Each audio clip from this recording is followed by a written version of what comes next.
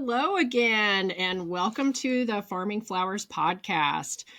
Today, I have one of our very dear friends in the collective, Miss Jill from. Are you going by Farm to Diffuser now? You used to be Ultraviolet Lavender. What are you? Only Farm to Diffuser? Mostly, that's our product line, so we kind of just go with that. Technically, the farm is ultraviolet lavender, but yeah, we use both of them interchangeably. But yeah, farm to diffuser, we're definitely leaning into that one these days.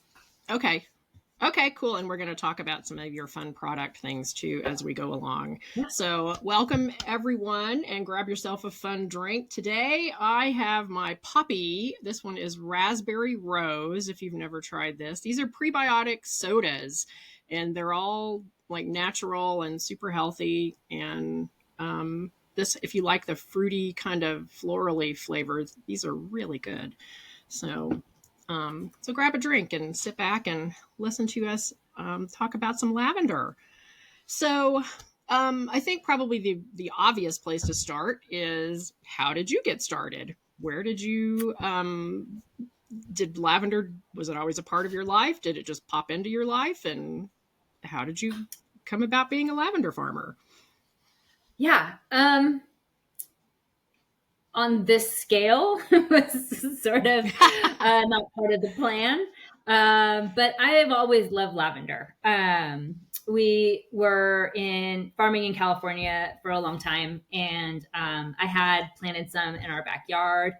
And the May time, I just loved the green is so green, like bright neon green, right? And then when the flowers come out, it's just, kind of where the name came from. It's just like a bright ultraviolet neon purple. And that is just my favorite time of the plant. So I would say I became a little bit obsessed with that. And we had this hillside on our vineyard, our vineyard we used to have, that was, it's really unplantable for anything like that. So we did go and planted a couple hundred. I think we had 200 lavender plants that we had planted just on this one hillside, and it was just purely for beautification. We didn't use it for anything. The thought of using it for anything just honestly never crossed our minds. It was really just sort of more landscaping, and I mean, obviously it's very Mediterranean with the vineyard. So we did have that, and then when we sold our vineyard, and we'd been coming up to Bend for, I don't know, at least a decade, and we knew we wanted to move up here, and buy a low maintenance farm. So Sure. It is and it isn't, but most of the farms up here everyone's farming hay, and we do still have hay on our property, and so most of the farms we were looking at were hay, and then this one came up, and as I mentioned, we love lavender, and we're like, sure, and it's funny, in the lavender world, there is, if you Google like growing lavender as a business or for profit, this article comes up, and it's about a farm in Sequim, Washington, where there are a lot of lavender farms, and it basically says that you can make $100,000 per acre with your lavender. Well, we weren't buying it, right? We've been farming for a long time. We're like, how? Where is it going? And basically what it comes down to is, like, you have to do all the things, like every possible thing on your farm, right? You have to have events. You have to have workshops. You have to, do cut it yourself and dry it, do culinary lavender, make some of it into essential oil. I mean, it's so many things, right? And they are a family farm, and they do all this. It's generational, and they've been doing it for a really long time. And but I mean, the reality of the situation is, like, that's not going to happen. And so anyway, it's kind of funny, but we knew going into it that we really didn't know what we were going to do with the lavender. It had originally been planted probably I think it was 2019. And they planted out 5.5 acres of the lavender. And they also planted hemp. So where our hay is now was originally, well, not originally, originally it was hay, but then they planted hemp on half of it. And then with all the stuff that happened with the hemp and the CBD, Right. the boom and the bust, they ended up selling the farm, I believe, in 2021. And then somebody else owned it before we bought it, just for a year. And they weren't really farmers. So it had been like the bare minimum had been done when we bought it. And so there was a lot of cleanup that we had to do. Yeah. And also it's super interesting buying, a farm that is two owners away from who originally planted it, right? So there's been a lot of sleuthing on our parts to figure out Yeah. what lavender plants we actually have. So that part's Interesting. been interesting, but I think we figured it out finally last year. We've got it all worked out. But yeah, we had to take out two acres of the lavender that first summer because it was just so overrun with weeds. There was just no way that we could get it weeded. They were definitely crowding out the plants. So anyway, that's how we came to be accidentally one of the largest lavender farms in Deschutes County. We didn't know that at the time. Our realtor, who also grew lavender, she's like, yeah, if you guys buy this place, you'll be one of the largest growers. We were like, really? Wow. Okay. Wow. So the plants were, you think, probably put in 2019 for the most part? Everything went in that year? Okay. Yeah, the largest part of it was established plants then. Yeah, we definitely do. With that, there's been some plant loss over the last 5 years, 6 years, where so nobody was keeping up with the replants or anything like that. So we found their old Facebook page. So we were able to kind of like try to piece the history of the property together from there. And so originally there were 15,000 lavender plants planted. Wow. Yeah. And so we pulled out roughly, what would have been an area of roughly 5,000 plants. There were not 5,000 plants still in that area that we had to pull out.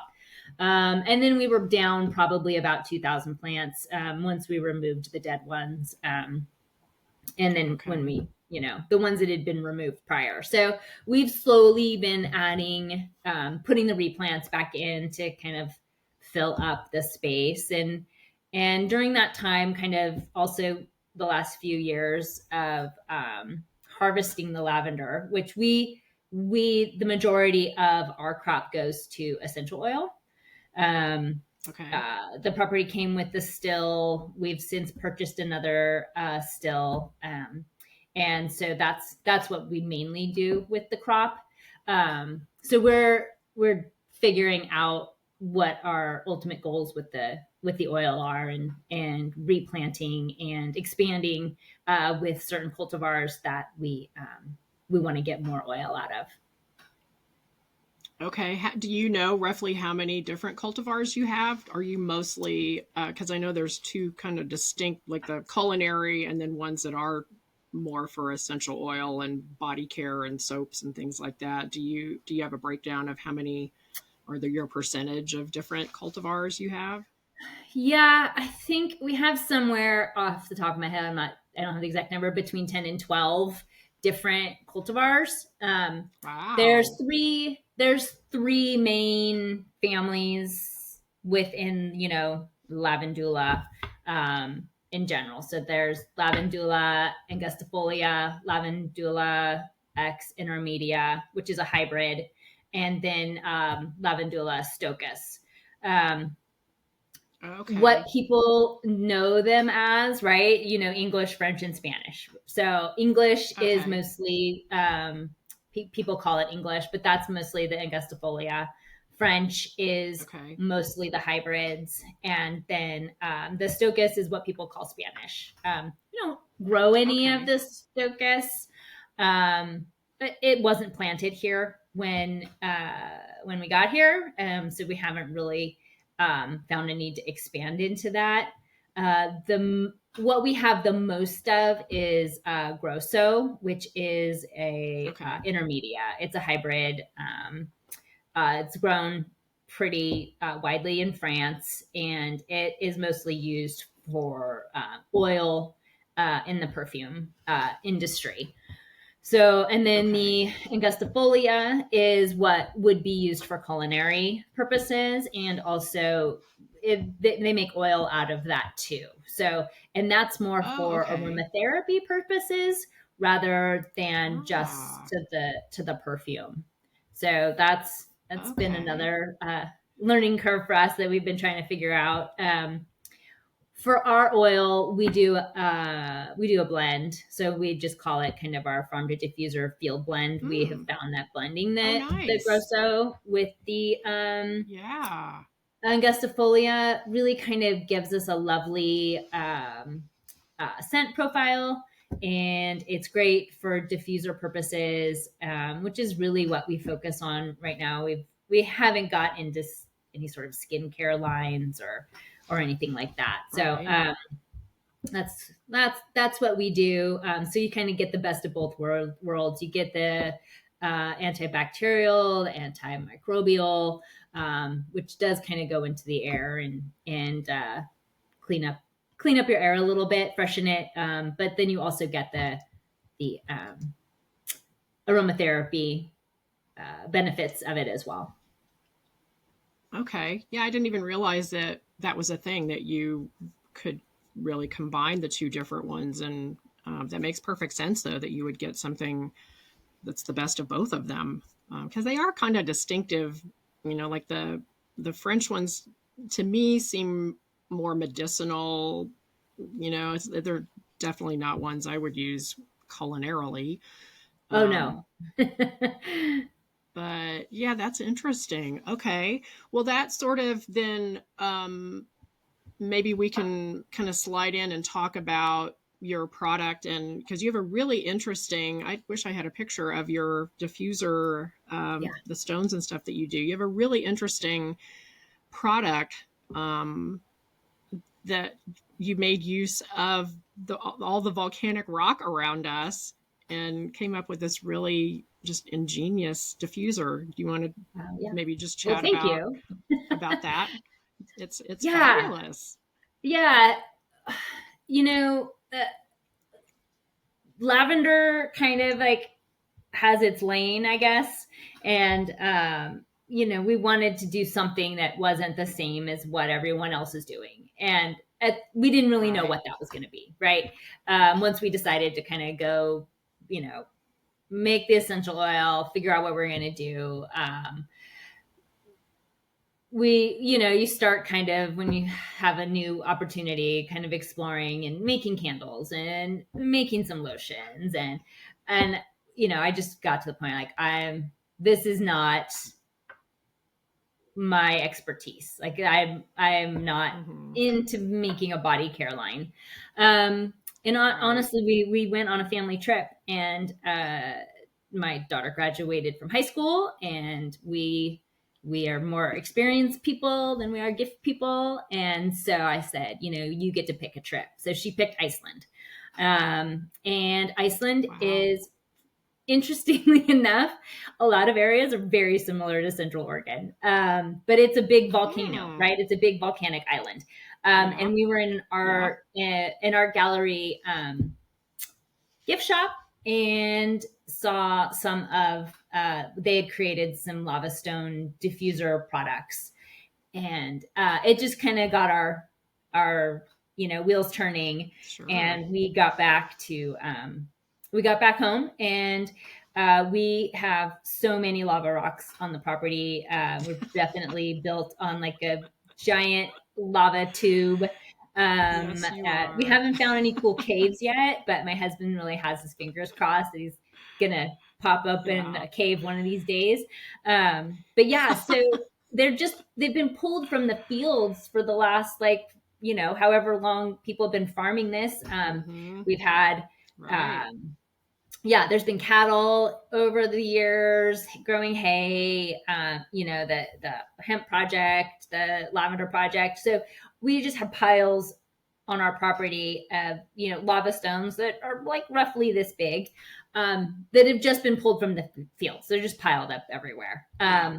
And Yeah. so we've developed two different lava stone diffuser products. One is just a lava stone diffuser. We put the rocks in a glass cup, and you can kind of put it anywhere and put the essential oil on it. And it's a passive diffuser, so it's not like pumping the scent out, but it's enough where it's a personal space diffuser. So I keep one on my Mm-hmm. desk, one on my nightstand. People even put it in their car. It fits in a cup holder. So it's pretty user friendly. It doesn't take power. You don't have to fuss with water. Yeah. It doesn't have any flashing LED lights. I'm not really sure how that became a part of Yeah. an aromatherapy diffuser, I but know. we I don't have that. know. They're on all And of then, them. yeah. And then the other one we have is just a small little, like, 2x3 block that we have set up as a shower steamer. So you can have Mm. it in your shower or your bathtub, and not have to, like, be one unwrapping plastic every day and creating more Yeah. garbage. And if we've been on septic for, like, I don't know, living on septic for like 30 years on our different farming Mm-hmm. properties. And you just really should not be putting baking soda down those. So it's kind of an alternative Yeah. for that. It's more sustainable. And you can just use whatever essential oil that you enjoy and have. Everything comes with our lavender essential oil, but you can use whatever you like. So that's kind of what we've done to sort of kind of set us apart from uh, all all the other things that the lavender farms are doing. Right. And it's actually kind of worked out great because other lavender farms are they like to sell our product, so we sell it without Mm-hmm. our oil so they can put their own oil in. And yeah, so we've got some really great partnerships with other lavender farms in town. Tumalo carries our things, and then there's another lavender farm in New York. There's a lavender farm in California. So that's been kind of Wow. fun. Yeah.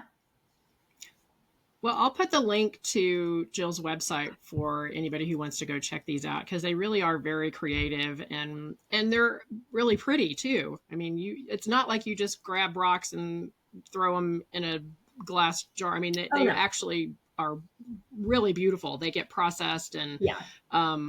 yeah. So I'll put the link to your website in the show notes for this so Cool. people can pop in and check it out. Yeah. So The I wanted to go stones. back Oh, to sorry. Go ahead. no, go ahead. Go ahead. I was just gonna say the stones are pretty cool, but it's more so we do get them with the diffuser rocks. But like you're saying, yeah, we do crush them. My husband washes them multiple times. But the shower steamer ones are great because you're slicing open those rocks, and so there's so many minerals that you can still Oh, see in yeah. there. So that's a lot of fun. A lot of olivine is in there, which is a really pretty green Oh, mineral. nice. Yeah. Yeah. Oh, I didn't even know we had olivine here. Hmm. Oh yeah, I no. love olivine. Yeah, olivine There's a is a beautiful olivine beach in Hawaii that's the green yeah, sparkly stone. It's gorgeous. yeah. It's in It's it's a main mineral in basalt, so it's in all of Oh, the okay. everywhere. It's all over the place. Wow. Yeah, I had no idea. yeah, Good to know. Um well, I want to go back to your oils because sure. that's become a huge part of your business because you had the still that was there from the previous owners and it's a big one from what I remember, right? Not just a little tabletop kind of thing. No, we have a tabletop one now. But yeah, it's the one that came with the property is a 50-gallon, and then we've since also Wow. purchased a 100-gallon as well. Oh my gosh. Yeah, Wow. it's a So lot. We have a lot. We got a lot of was lavender. was that the original when you bought the lavender farm? I know you said you weren't really sure what you were going to do, but since you had the still there already, did you just automatically know you were going to go ahead and get into essential oils and just learn how to do it, or how did the essential oil part of your business, because that's a big part of it, right? You do a lot of essential oils. Yeah, I mean that I like 95% of the crop goes to that.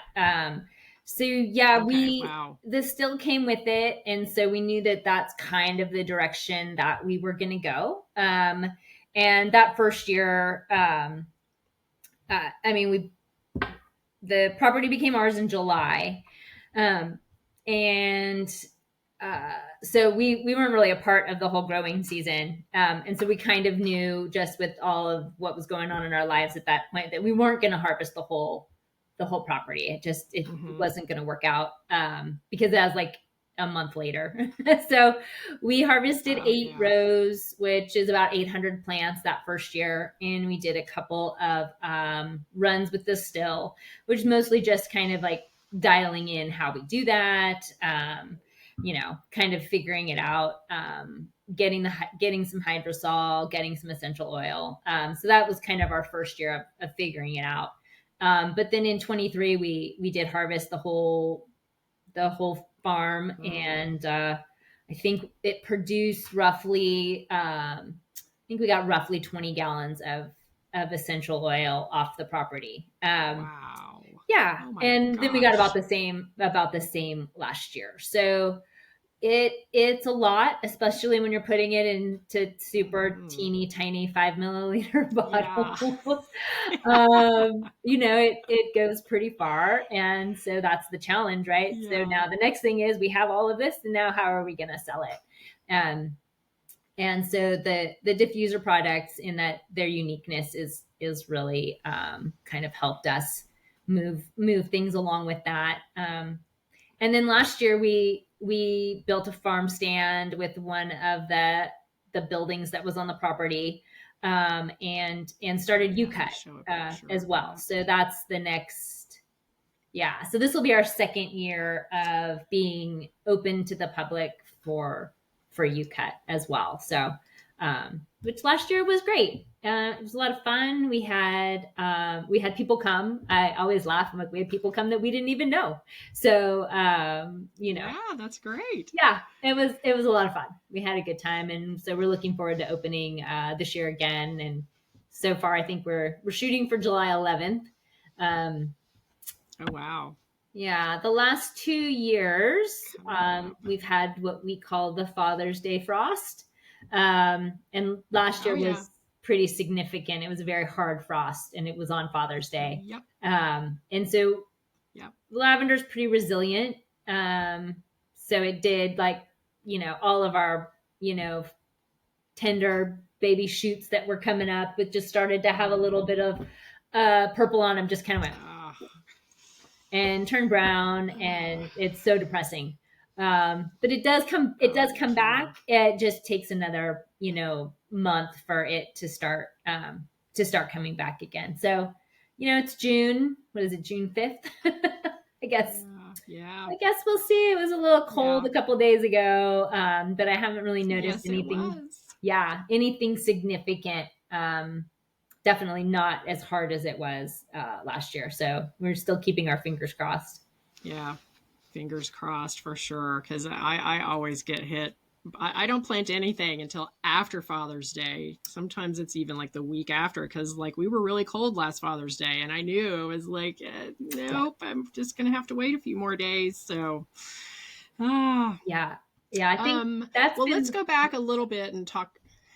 Oh, go ahead. I was just gonna say, I think that's been one of the things that is has been the hardest to get used to in Oregon, is the short growing Oh, season. yeah. You know, I mean, Yeah. I had lived in California my whole life, and I think you just don't realize Oh, that the rest of the world does not have that. yeah. So yeah, it's so short. We have Uh, other lavender farmer friends in California, and they get like 3 harvests a year, and you know oh, we get one, wow.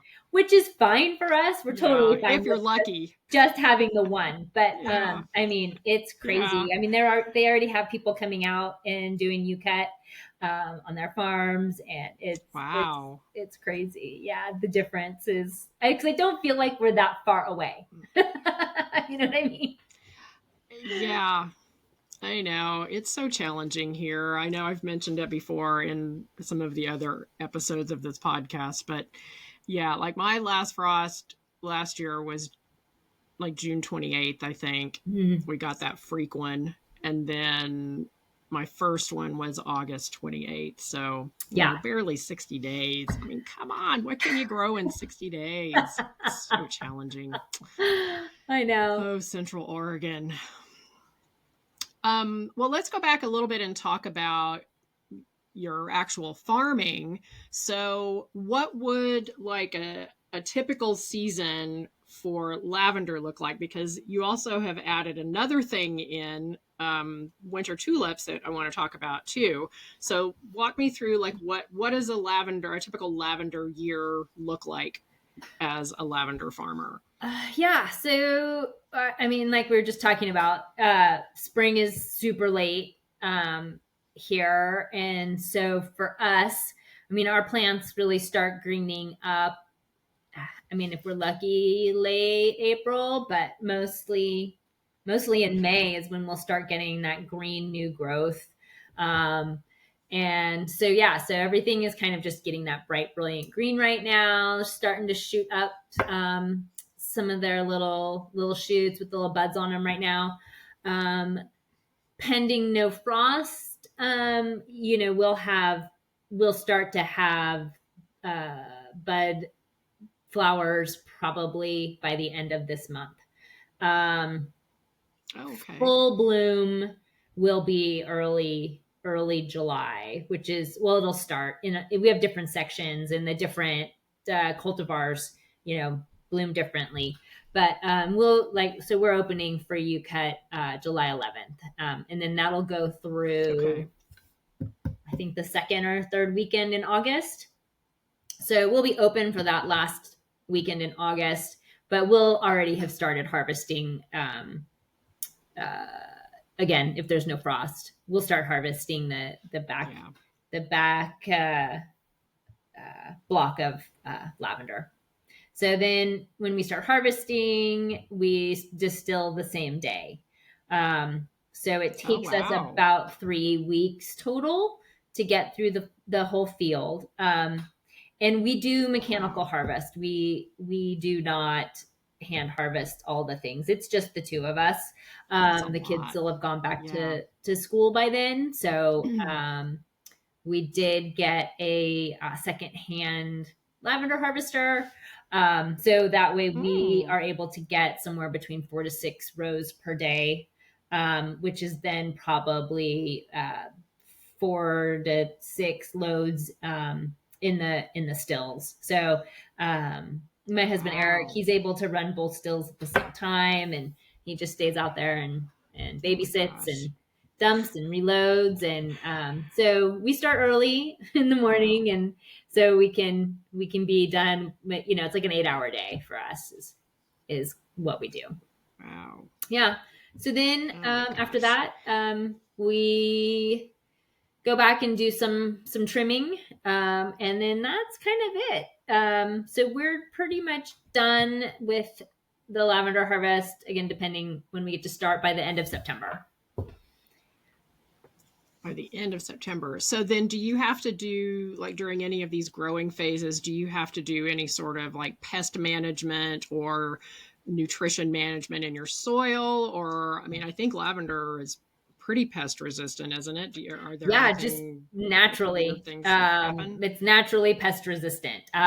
The biggest problems that you Nice. have to deal with would be possibly overwatering, and then Oh, okay. which our soil here is awesome. It's sandy, loamy. You put a little Mm-hmm. water on it, it really just kind of goes straight through. So we really Yep. only water maybe once a week, if that. Sometimes once every Okay. 2 weeks. And the plants are fairly well established. We did plant new seedlings last summer, so we did kind of changed our watering a little bit. We watered more often for a shorter amount of time, just so those baby plants didn't get cooked. Yeah. But yeah, so it really is, knock on wood, but a fairly hard plant to kill. We do get, Okay. not necessarily have a huge gopher problem. We do have marmots. Like, holy cow, the marmots this year. Oh, I don't even know. There was like population really? explosion. For the most part, they Oh leave the gosh. lavender alone. We haven't really seen them taking it out. They're just more a safety hazard with the giant holes that they dig. Um, Oh, I so bet. Yeah. yeah, so that really is the main thing. And then sometimes the overwintering, right? You can lose plants just because they end up not surviving. And again, we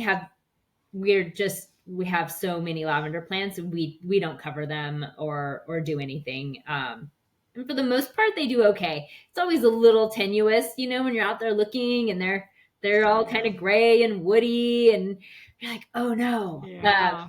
But they slowly green up over May, and so everything's looking pretty good out there right now. So maybe we lose one or two, but Hmm. we've definitely started the replanting. So we've got new plants that are supposed to come. I think they're coming next week. So we'll hang on to those for a couple Okay. weeks, and then probably get them in the ground after Father's Day, which is what we did last year, and they've done Well, amazingly. I think we only lost one or two of the new babies last oh year. wow. Yeah, no, it was a fantastic Nice. take rate. So Are yeah, you going that's to start pulling out some of these older plants and then just replacing? What is the lifespan of a lavender plant typically? It's probably different by cultivar, but it is are you different going by to start cultivar. It's replacing different by some? region. It's different by a lot of Okay. things. So we will. I mean, I think they can Okay. last. Some can last up to 10 years, maybe even longer. Oh, wow. Yeah. So I think that's just going to be as needed. So we haven't really had to go and pull any old Yeah. ones out yet. We do sometimes in this early spring.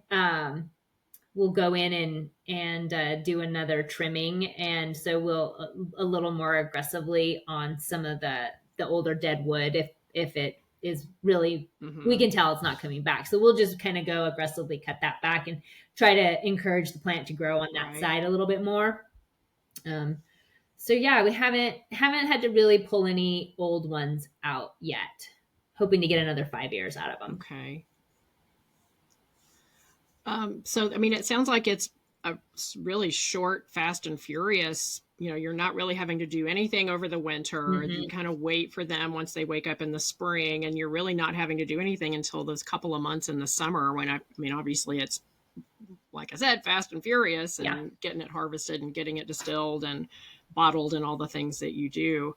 Um, so that leads me to the next thing that I wanted to talk about with the winter tulips. So this is a whole other thing that you've started doing in the winter Right. when all the lavender plants are sleeping. Mm-hmm. So how did you decide to get into winter tulips, and tell me more? I mean, I guess so. I think when we bought the lavender farm, I did not necessarily consider myself a flower farmer.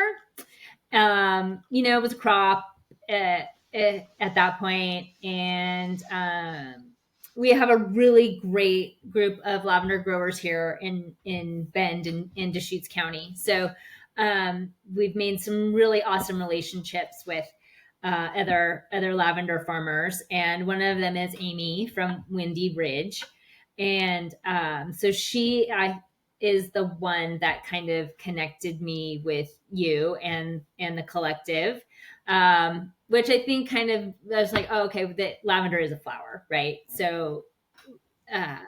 the Yeah. yeah, so that was You're a kind of flower farmer. a mindset change for me.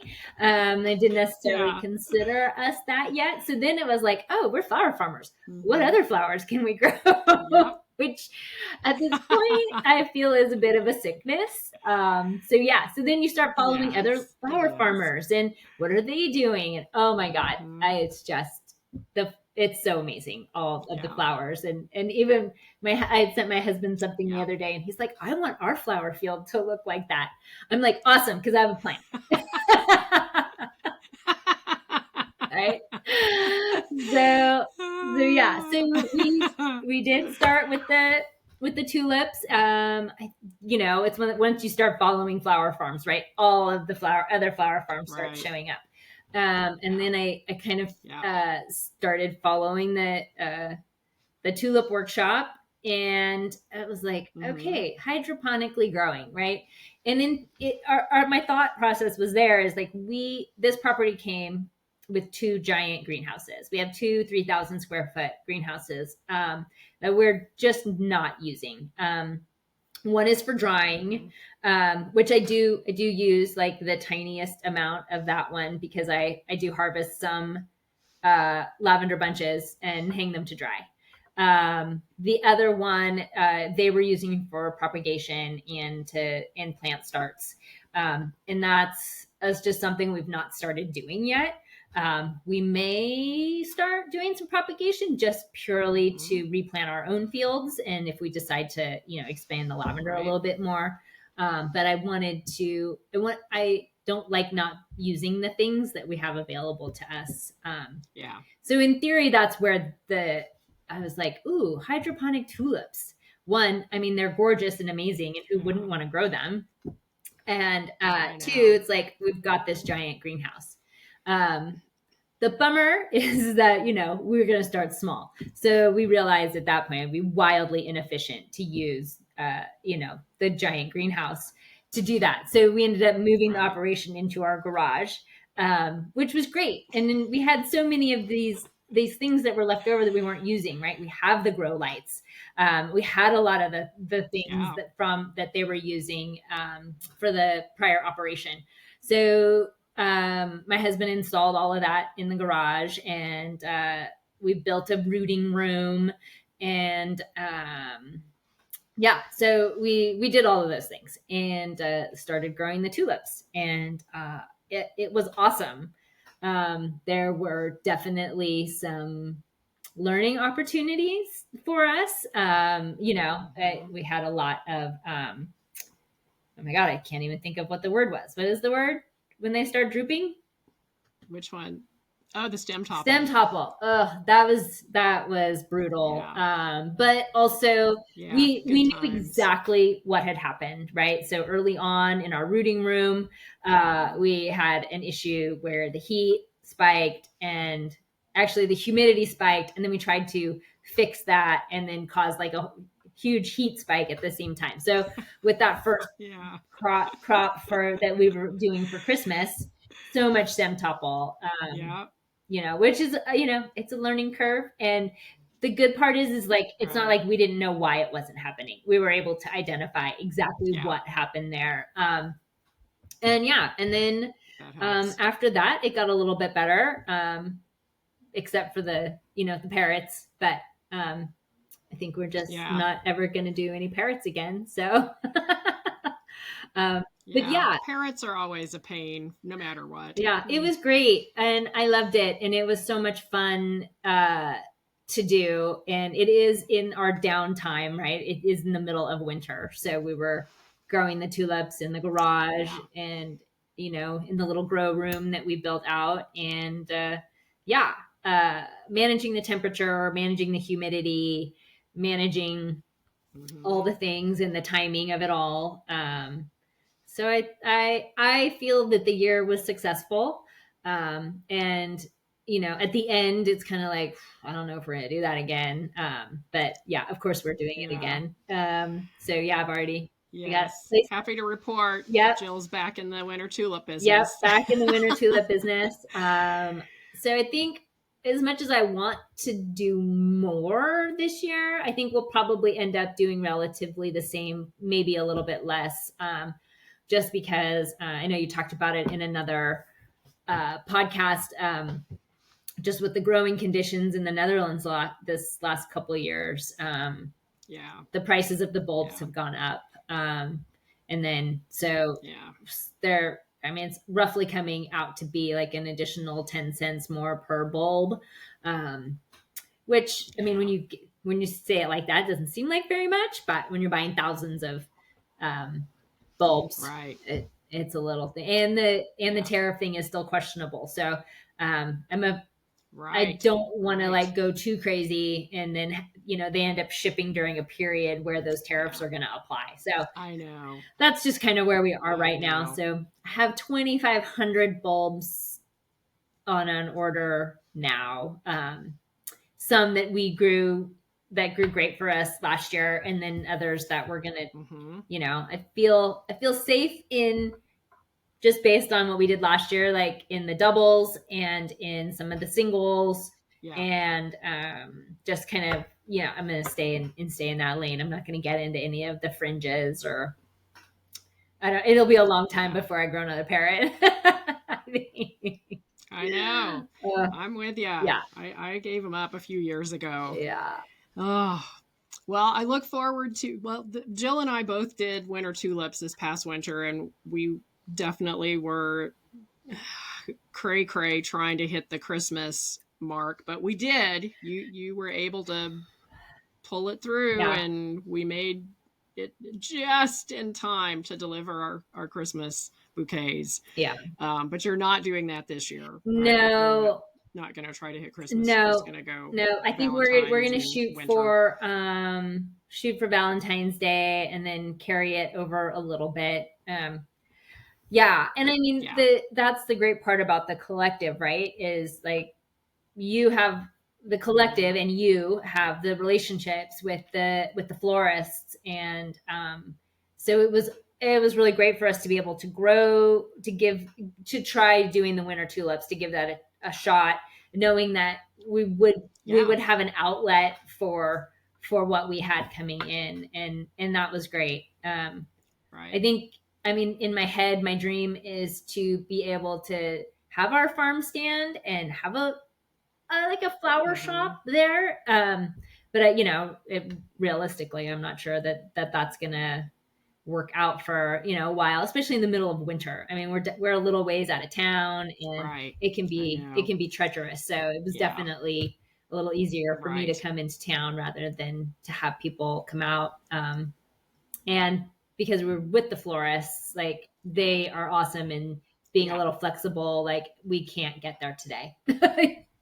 With the roads, can't get Yes. there today for the Yeah. roads. So They just loved maybe next having time. them. Yeah, So they were happy to get them whenever they could get them. yeah, So, yeah, yeah. So I think they'll be excited to know that we'll have them again. yeah. So, It's definitely, I'm it's like physical effort for me to hold back and not just order all of the tulip bulbs, because um, I know. it really was super fun, and they're just so beautiful. So we can't grow Yeah. them outside. They are. So the way that our property is set up, we cannot keep the deer out, or the elk, really. Mm-hmm. They're coming Oh, through, right. which is great for lavender because Yeah. they're not eating it.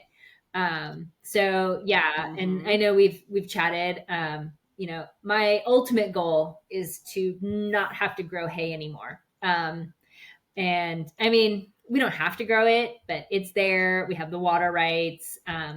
But I would really love to convert that other 7 acres over to something. And again, my problem is that I want it all done right now. Flowers. so Yeah, so I yeah, know. we're easing into it. We are It's we are hard. going to plant some other things this year. We've got straw flower that we're actually getting the seeds in the next few days, and then we've got yarrow. And then I think we're getting some mountain That's gonna mint be and great. maybe some, Yeah. I don't even know how to say it. Is it hyssop? Oh, the anise hyssop. Yeah, the hyssop. So we're gonna try that. Yeah. Yeah. So we're just trying to figure out what we can plant that grows here in our very short seasons, and Mm-hmm. that the deer won't eat. Mm-hmm. So, and possibly what can be overhead Yeah, that's the watered. challenge. We do have a pivot Yeah. that it would be nice to continue using. But most of it will Right. probably go on drip, unless we end up just planting fields, just drilling something in. But I'm not sure what that's going to be Yeah. yet. And we're trying to stick to things that we can possibly use for essential oil as well. So that's another Yeah, I thing. was just gonna say that. There's probably some, I know you're gonna do the straw flower for that. I mean, there probably are some specific things that would meet all those criteria, and yeah, just turn it all into oil, because then you don't really care, if the flower has a little nibble off of it or Yeah. something, because it's all just going to be distilled. Right. So Yeah. But the flowers are so pretty. yeah, that's true, they I want are. to cut Well, the and the deer know flowers. that too, Yeah. because they like to go munch munch. Yeah. Yeah.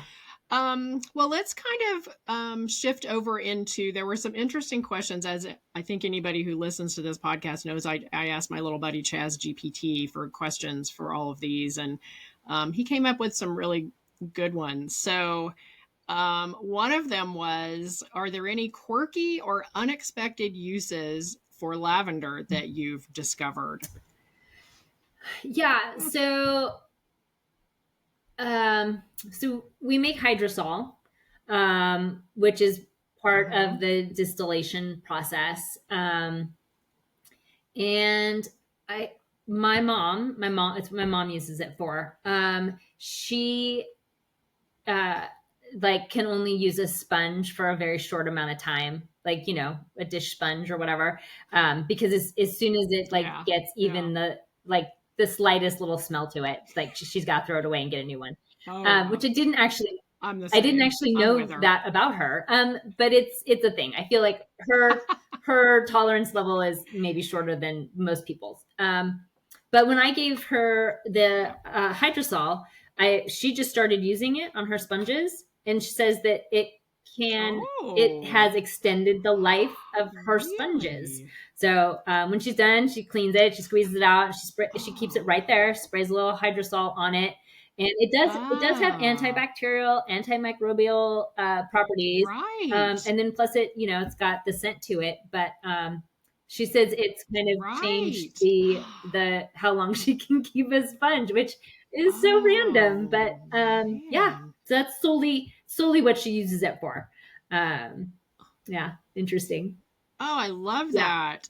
Oh, okay. I'm going to be doing that because I am with her. yeah, I mean, I go through, I mean, I buy the big sponge thing at Costco because yep. it's like the second I can get that little hint of like, oh, and I don't want to put that on my dishes. No, And or so they go in the wipe your trash. counter I'm down going with to try it. that. Yeah, That's a fabulous idea. yeah, yeah. Yeah. Yeah. Thanks, Mom. That's awesome. Brilliant. Right. Um, Put it to use. wow. My mind is blown. I never would have thought of it. Yeah, no, I Yeah, wouldn't have either. So absolutely. I was pretty Um, fascinated by that one. Yeah, that's a good one. So the top tip of the Yeah. day. Um, so okay, the next question that Chaz came up with is, if lavender had a personality, Mm. how would you describe it? Yeah. The the friend you can count on, just Hmm. it's always there. And it can really provide or give you really whatever it is you're looking for. It doesn't necessarily have to be just for like a calming moment or whatever. I mean, it just smells good. But it Mm-hmm. can help, just kind of take a deep breath and, get through the rest of your day, or it can provide a little ritual at the end of the day, as you're going to sleep.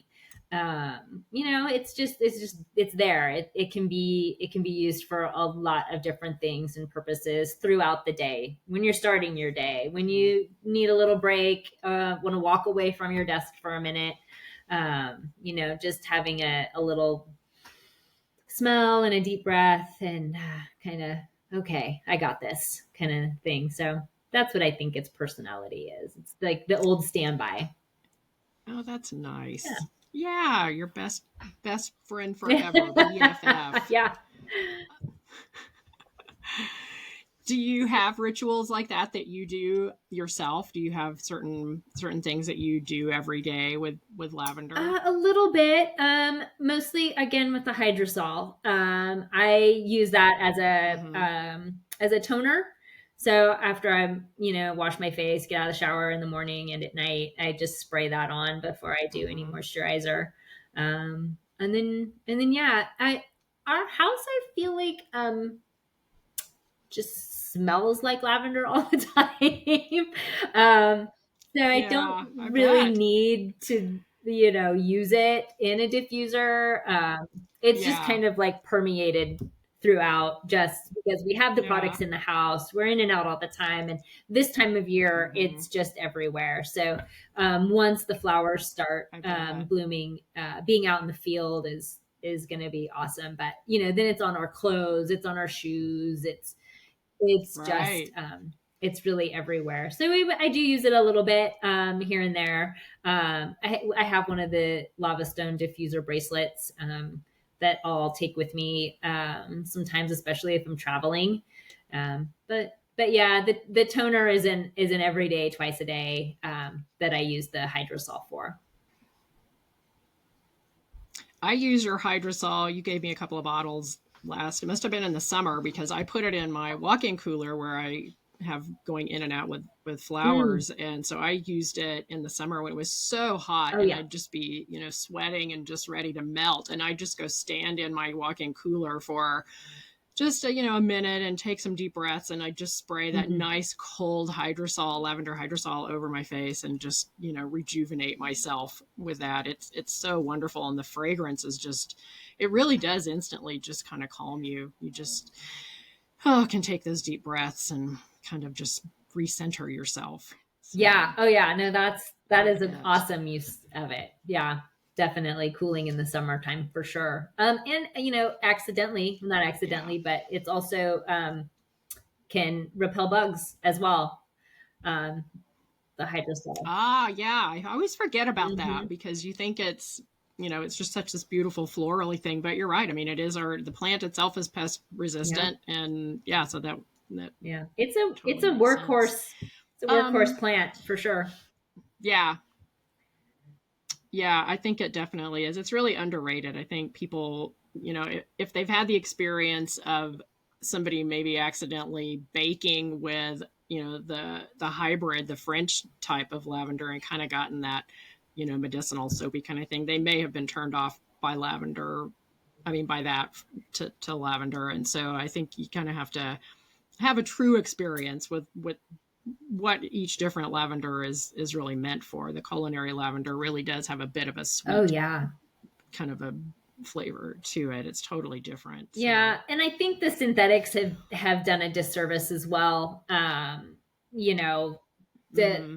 I it's like I don't know, growing up like the old lady lotions and the all of Right. that Yeah. stuff.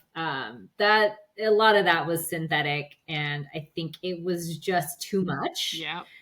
So some people really have an Mm-hmm. aversion to lavender. Um, and I mean, I'm not sure that that's where it's Right. from, but I definitely think it can stem from that because Probably. it's just too strong.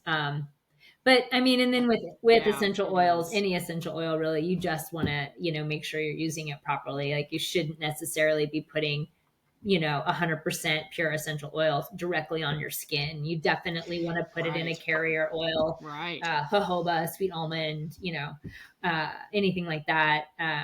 A lot of people don't, I think, don't necessarily, not a lot of people, but there's probably people who don't know that, and then they get a terrible reaction, it's just so strong and so Yeah, potent. Really, any essential oil, right? You're just distilling it down, and just, you know, extracting all of that goodness right. from the plant, and it's just so concentrated. You just have to be careful.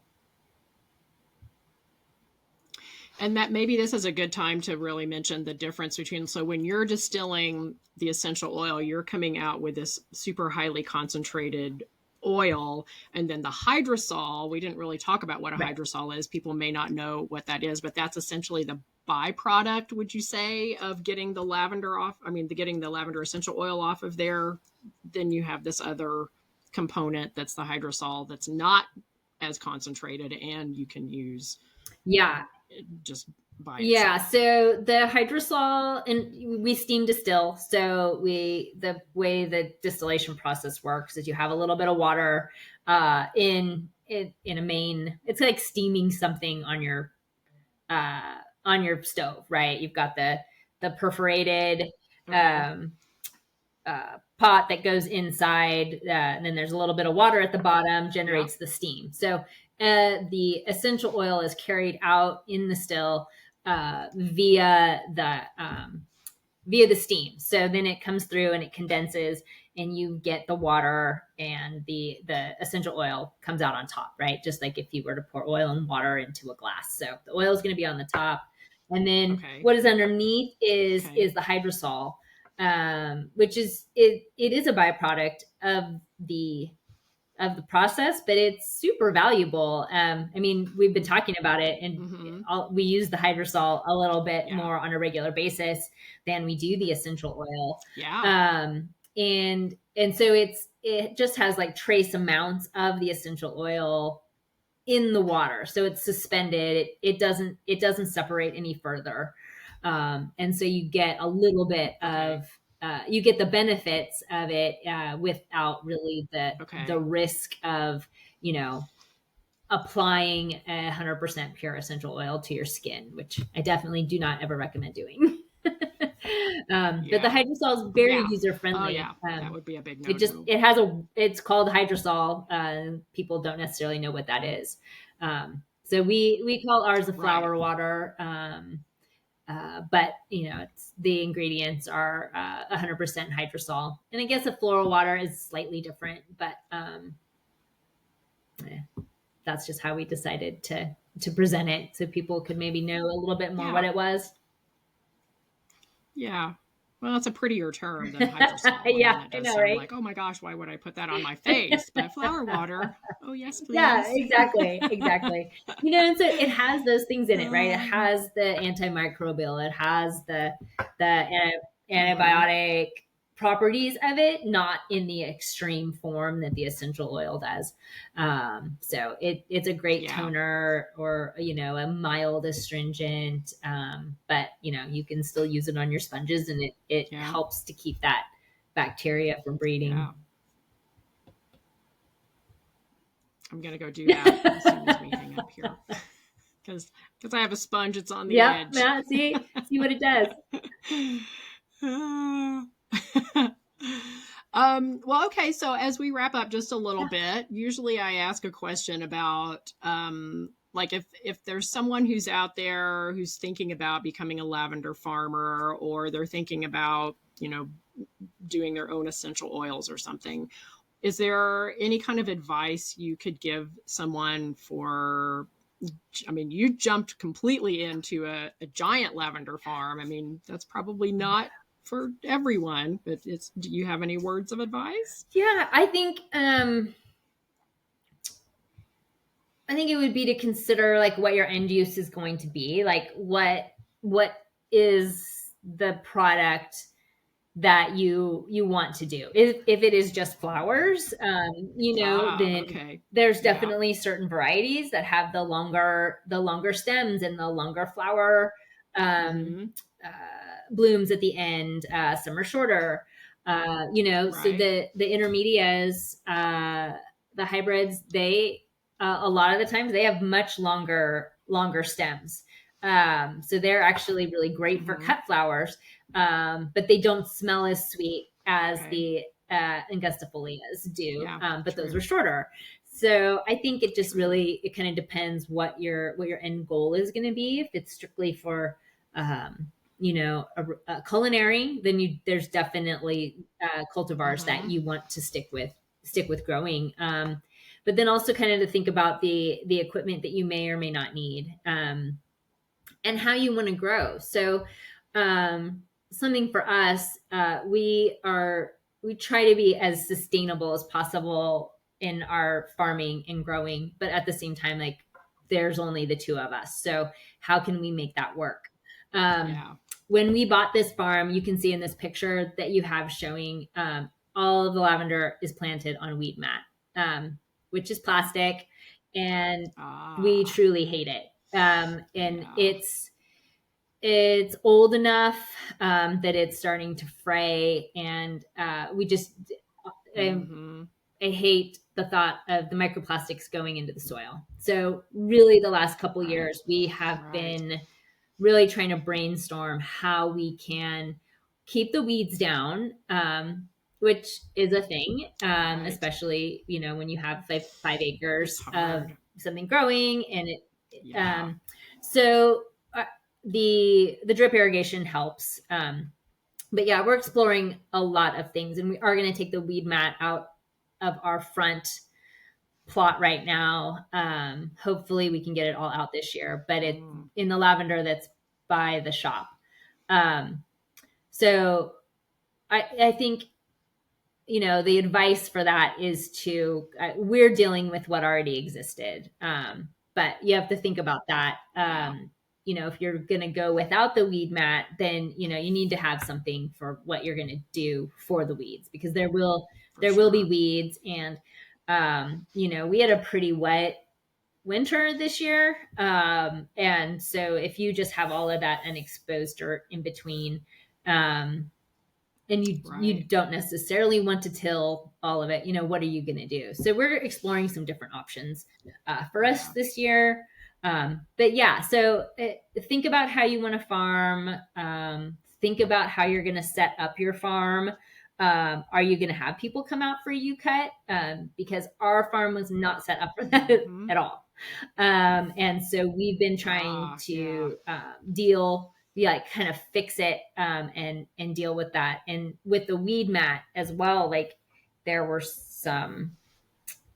there's some areas down there, like, that are holes, and so you can't step on that. Like, that's terrible, especially if you have the public coming Yeah. onto your property. So um Right. we've had to go back Right. and undo and change things. And again, we didn't plant it, so now it's fixing it for our purposes. So it's kind of to think about all of Yeah. those things in advance. And then 100% join groups. I mean, Lisa, I've learned so much from you guys, and we've had just the relationships, talking about our giant Mm-hmm. greenhouse that we have. I think we've got another flower farmer coming in to utilize that, and we're Yeah. so excited. Also, just again, it's more beautiful flowers, that we get to look at, and Right. using our usable space. Right. So yeah, I guess that's the main thing, is think about the end before you just jump into something. Yeah. We're definitely jumper inners, and want to do all the things. Yeah. And as much as you would think farming has made me a more patient person, it really hasn't. I still have to, like, okay, okay, we can't go too crazy. Rein yourself So back yeah. in. Mhm. Yeah. All right, I got it all. I got all the 7 acres drawn Well, up. that's an interesting way to. Yeah. Yeah, I can't wait to see what's Hmm. next. I mean, you're probably going to be doing a big giant building for winter tulips, Oh is my what I would goodness. guess. So, Yeah, I don't know. mm, It's we'll we'll, see. I do love that so much. yeah, It's just so yeah, it's so satisfying, right? Um, you just They yeah, it just grow, is. and they're beautiful colors. And I don't know. I And there's no dirt. It's so No much dirt. easier to harvest those than the field planted Well, I ones. mean, I wouldn't know. Yeah, I've never just actually grown tulips pop it before, right out of the but tray. in the dirt. But yeah, and again, and that's the Yeah. other thing too. It's like we have to plant and grow things that work for our lives now. Right. And again, we have been farming for a really long time and running businesses associated with that. And, it's always been year round. And we are really looking for more flexibility and not having to be tied to the land and the farm at all times throughout the year. But we're here in the winter. But big skiers, and so there's that. We're here. We're not traveling a ton, even though we did last year, which is another reason why we're not doing Christmas. Yes. So there's that, and it's got to be stuff that fits in. And now that I feel like we've got a really good handle on the lavender, we can fit the tulips in. What I'm really hoping for is to kind of add something in that's a little more early season, so that we can maybe even extend our U cut a little bit more and have the farm stand open, maybe starting in June. But the extending part, the fall flowers is not like we can't do dahlias just because we can't keep the deer out. So that would be too depressing. They'd be gone. Even though I love them, they're beautiful, but it's just not going to work for us. So so I guess begin with the end in mind. I think that's from like the 7 habits of something. So that would be okay. Yeah, that's great advice. Yeah. Well, and because especially product wise, if you already have an idea where you want to end up with what you're going to be making and selling, that just makes everything else a lot easier to kind of fit in, because you're already going to know all the pieces you need to put together to get to your end product. Well, yeah, and it'd be different plants, right? So that's definitely consideration, and it really depends where you are. So lavender is grown in all the different growing regions and all different types of soil, but we have other lavender farmer people that we know that grow in the South, in Tennessee and Georgia, and their soil is completely different than here. Obviously, it's way more clayish. So there's definitely soil amendments that have to go into that. Because and different cultivars, right? So there's other cultivars that are going to work in that area that wouldn't work here. They like it more wet. Like all of what we grow loves it dry, loves it hot, loves full sun, loves well-drained soil. Honestly, it's like the worse that it is, the better it is for the lavender. But it's you got to plant what'll grow.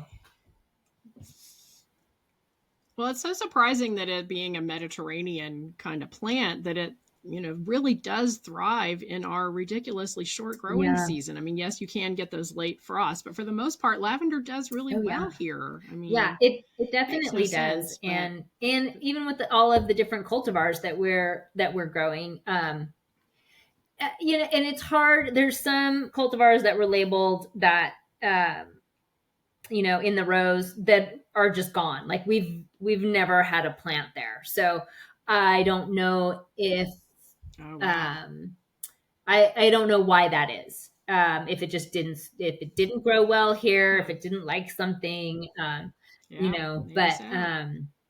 so Tumalo, I mean, they're propagating and they sell plants and they are providing lavender to a lot of the farms in our area. So they would definitely be the experts on what is going to grow here. And then I imagine, wherever anybody is in the world that may be listening to us would be definitely to find a local, at least in a similar growing region, what plants are going to work in your zone and in your soil. So. Yeah, true. Very true. Well, gosh, Jill, this has just been so much fun to chit chat and get to talk about lavender and Ah, tulips. So I'm so excited to see what you're going to be doing with tulips this winter. well, and I'm So sure there's, can't you know wait. me, I have a million questions. So I'll be bugging you about other Yeah, plants that we can get out there and get one of those anytime. Instagram ready Totally. farms with all the pretty flowers. Yeah, right. I know. I'm trying to flower up the world one little farmer That's at a right. Yeah, time. So I know. watch out. Awesome. Thanks so much, Lisa. This has been great. I really appreciate it. Well, thank you so much for Yeah. joining in today. And thank you, everyone, for tuning in again and spending a little bit of your day with us. And if you enjoyed this little bit of lavender chit chat, if you would hit the like button down below there and just let us know. Or if you have a comment about anything or a question, just pop it down in there and I'll be happy to get back with whatever answers I can find for you. And I'll put some links in our show notes for some of the places that Jill talked about. Temelo Lavender is also in our collective, and they're a very large lavender farm in this area, and they have a amazing line of products as well. So I'll put all that info in the show notes. So thank you everyone for joining us today, and hope you have a lovely day. Bye. Bye.